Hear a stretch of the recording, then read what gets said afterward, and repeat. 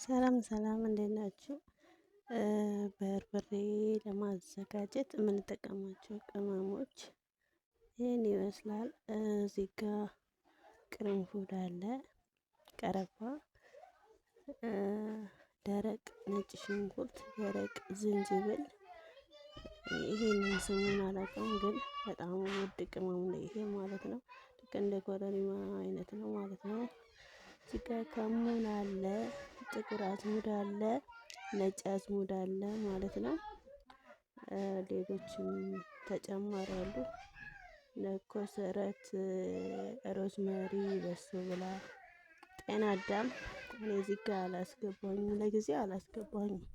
እንደ ፍላጎታችሁ ነው። ካልፈለጋችሁ አለማስገባት ትችላላችሁ፣ ከፈለጋችሁ ማስገባት ትችላላችሁ ማለት ነው። ለጊዜው ግን እኔ ያዘጋጀኋቸው ቅመሞች እነዚህን ይመስላሉ። ግን በጣም ውድ ነው። አሁን 1400 ቅመሙ ብቻ ማለት ነው። እነዚህ ቅመሞች ብቻ 1000። አሁን እነዚህ ናቸው፣ ሌላ ምንም ተጨማሪ የለም።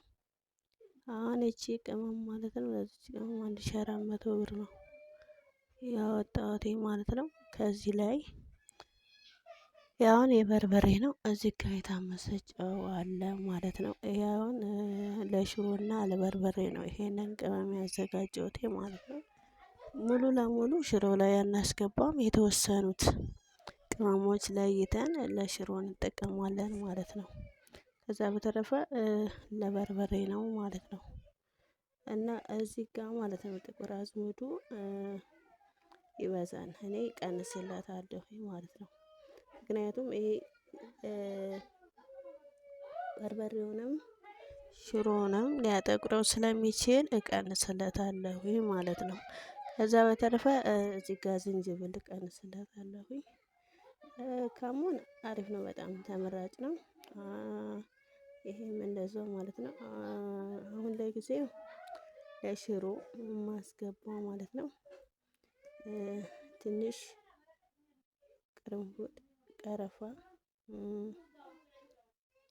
ከሙን፣ ነጭ ሽንኩርት፣ ዝንጅብል እና ይሄኛው ማለት ነው። ይሄኛውን ለሽሮ ላይ አላስገባም፣ ምክንያቱም ሊያጠቁረው ስለሚችል ማለት ነው።